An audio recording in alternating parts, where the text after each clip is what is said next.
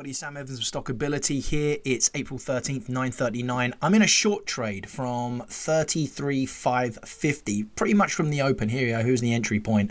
Breaking down from a transition zone here, looking to get out at 33,450 because I expect a bounce from this area where I'm circling right now.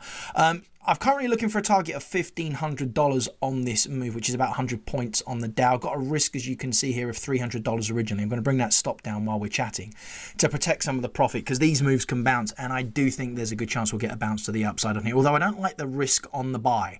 So that's why I really like this short sale. People have been messaging me lately saying, Sam, I see a lot of short trades. Do you have a bias to the short side? No, I don't. I just take what the market gives me. Just locked in $1,000 there, waiting for my profit target to hit. No, I don't. There's the lock-in on that. There's a target hit right now on that trade, and I don't have a bias to the short side, but I like to take what the market gives, and it's 940 right now, and I've locked in $1,500. That was the opportunity at the open, the short side. I might wait for a bounce off of here and see if I can get in. If not, if I've got other things to do, I'll just do those things. So no bias here. I just take what the market gives me. I hope that helped. It's 9:40. I'm signing off. Got to do other things. Have a great rest of your day and reach out if you need anything. All right, take it easy. Thank you.